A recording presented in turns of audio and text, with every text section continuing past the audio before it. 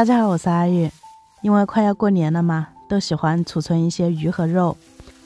今天来分享一下新鲜肉类的保存方法。看一下，这个是买了2斤牛肉，里面有这么多的水。这种新鲜的牛肉，我们这边是52块钱1斤。新鲜的牛肉，它的营养价值更加的高。怎么样储存呢？大家跟我一起来看一下吧。我们先将牛肉上面的筋膜给去掉。肉块上面的筋膜太多的话，会影响口感。处理好之后不用洗，用一个厨房纸巾将肉块上面的水分给擦干净。如果你确实要洗的话，也要像这样给它擦干，然后再分成小块，大概1餐的量，像这样切出来。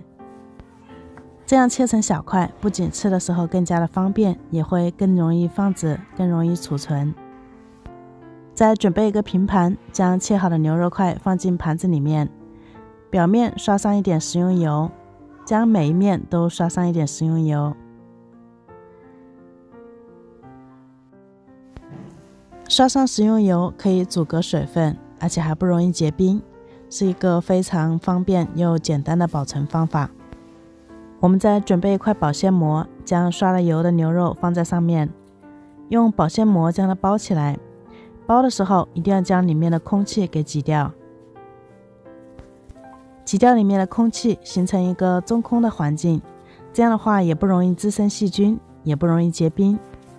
将它包起来，包好之后还要将里面的空气全部给挤掉，像这样就可以了。全部包好，将它放进保鲜袋里面，再挤掉里面的空气，然后扭紧，放在冰箱里面冷冻保存。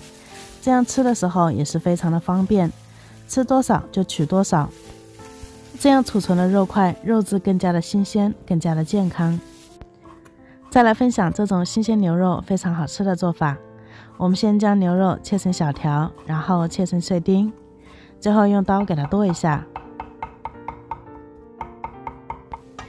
将它剁成碎末，然后放进碗中，加入一点食盐，加入一点食用油，再加入一点料酒、胡椒粉，最后加一点淀粉水，然后将它们搅拌混合均匀，放一旁腌制大概10分钟左右。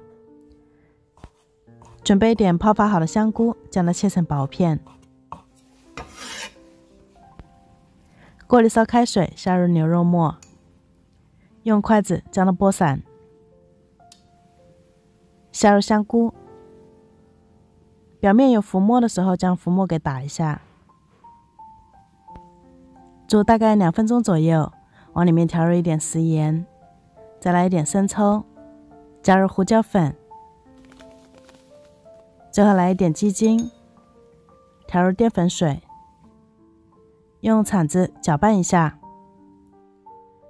然后淋上鸡蛋液，关火，用铲子将蛋液给推开，最后撒上一点香菜，搅拌一下就可以出锅啦。